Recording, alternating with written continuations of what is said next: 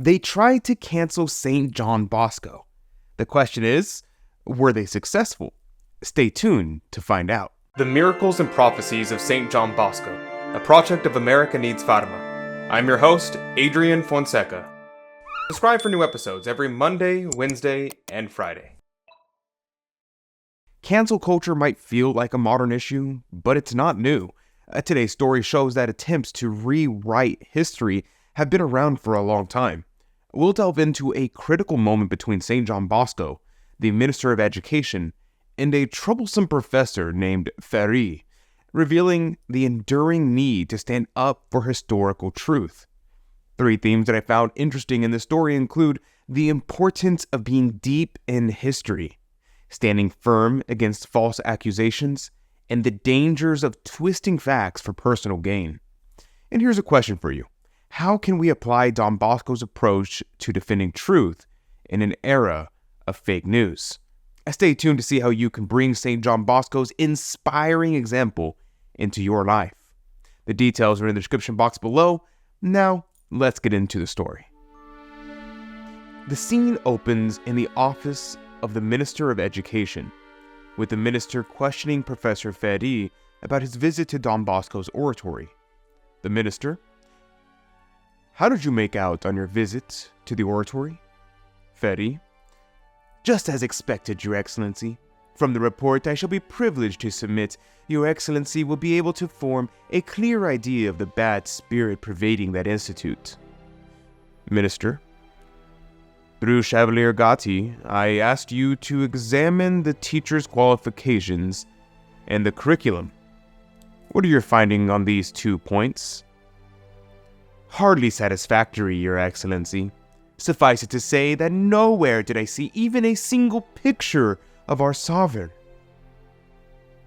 "But what about the teacher's qualifications and the curriculum?" "Well, Don Bosco managed to wrest a decree of approval from the superintendent of schools for this current year." "In that case, isn't he legally within his rights?" "This matter is now being argued by mail with the school superintendent. The decree issued to Don Bosco seems illegal." The minister, dissatisfied with Ferri's evasive answers, pressed further. He mentioned that Don Bosco had complained of indiscreet questioning, to which Ferri denied. To Ferri's surprise, the minister revealed that Don Bosco was present. "Don Bosco is right here," the minister said. "Let's hear him. We want to get to the truth. Woe to liars," he added forcefully. "Woe to liars. They will never deceive me." Ferri turned as red as a lobster, and while his colleague Gatti began to shiver, Gatti, fearing exposure of his intrigues, excused himself and left in confusion, even mistaking the closet for the exit door in his haste. Don Bosco then presented his side of the story. "Your Excellency, I thank you for allowing me to speak up. I'm not here to accuse anybody, but only to defend myself and my pupils. These boys were indiscreetly and craftily grilled. Contemptible insinuations were made against their superiors, and words better left unsaid. Such methods are dishonest and unconstitutional. If known, they would provoke public indignation. Furthermore, in my presence and in that of several staff members, Professor Ferri stated that our school could be held up as a model for learning, morality, and discipline, and that he found nothing to criticize. He even said that he wished the public schools were ran as well as ours. Then, he states the exact opposite to Your Excellency. He asserts that not a single picture of our king is to be found in my institution, and yet he saw 3 of them in 3 different places." Ferri weakly retorted, "Yes, but they were poor pictures." Don Bosco replied, "I can't help that. That's the artist's fault. I'd like better ones too, but it is dishonest to conceal the truth and misrepresent facts to public authorities to the damage of those who dedicate themselves to helping their fellow men, particularly needy youngsters. This is a conspiracy against truth and justice, an oppression of the innocent, and a willful deception of the government. The minister, realizing the truth, dismissed Ferri and turned to Don Bosco. I would never have thought that I would be so badly served. Now I know what kind of people I have here. But switching to other matters, please explain the many unfavorable rumors I hear of you and your institution. Trust me fully. Confide in me as a friend. You have my word that no harm will come to you. Rather, if need be, I shall give you opportune advice. Don Bosco replied, I am most thankful, Your Excellency, for your kindness and your courtesy. Trust begets trust. From what you have just heard from those two gentlemen, you may know what to think of all the other allegations. Bad will and ignorance have heaped lies upon lies, and these were publicized far and wide by an anti-clerical press. If you government officials picked them up as gospel truth, and gradually a false opinion was formed that was harmful to me and even more to my boys, whom some would love to drive away from me.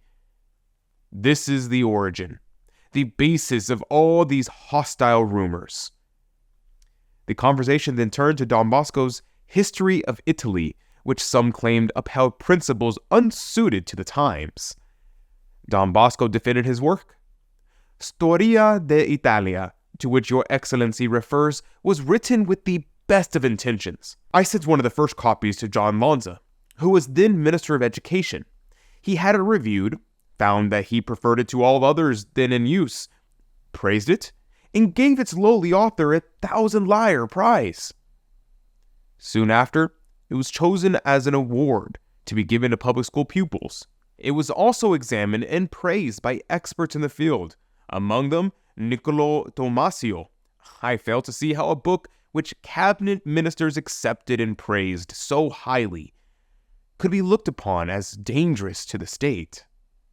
The minister suggested that Don Bosco revise his work to align with the current thinking, saying, I should think if chicken is served, it should not always be served the same way.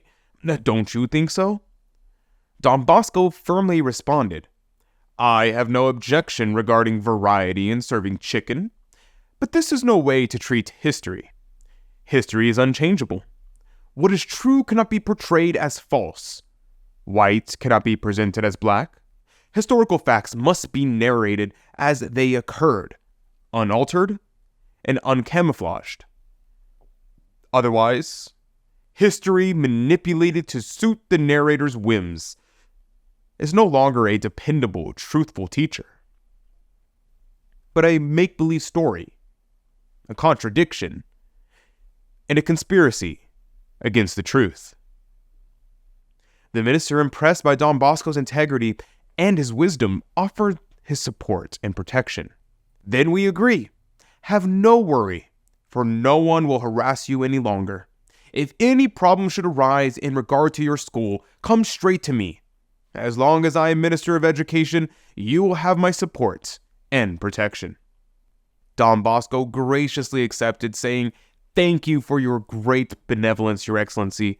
Since I cannot do more, I shall pray and have my boys pray that God will reward you with a long, happy life, and, in due time, a holy death. As we reflect on Don Bosco's courageous defense of truth, we are reminded of the importance of keeping his example at the forefront of our minds. Now, what if you could have daily reminders of this incredible saint's wisdom and strength? Bring the inspiration of Saint John Bosco into your home as a monthly promoter. You'll receive beautiful images of this remarkable saint and Mary, help of Christians, serving as daily reminders of their powerful intercession. But that's not all. Monthly promoters also gain exclusive access to Don Bosco's profound writings, offering spiritual guidance and insights to enrich your faith journey. One of those books is titled Sacred History. We're talking about history today. Perhaps Don Bosco's sacred history would be a great place to understand his perspective of how history should be learned by you and your children. Plus, your intentions will be united with ours in daily rosaries and Saturday masses, creating a powerful community of prayer. Ready to deepen your connection with Don Bosco? Join our monthly promoter family today and receive inspiring images, exclusive books, and the strength of collective devotion. Find the link in the description box down below to sign up and experience these amazing gifts today. This episode in Saint John Bosco's life demonstrates his ability to communicate moral standards to those in high government offices. His diplomacy required wisdom, tact, emotional control, and a willingness to satisfy reasonable requests while standing firm on matters of principle. As we face today's cancel culture, let us remember that Saint John Bosco gave us an example. He showed us how to defend truth and justice with courage and grace, even in the face of powerful opposition. May Our Lady protect us from this cancel culture and help us appreciate the brave Catholic men and women who have gone before us, especially our intrepid Saint John Bosco. It is said that those who are ignorant of the past are doomed to repeat it. Let us heed Don Bosco's wisdom and stand firm in preserving the truth of history unaltered and uncamouflaged. But what did you think about today's episode? How can you apply Don Bosco's example in your own life? Leave a comment in the comment section down below because I would love to know what you think. I try to reply to as many comments as I possibly can. Thank you so much for joining me today. Saint John Bosco, pray for us. May God bless you, and Mary Immaculate keep you under her mantle. God love you.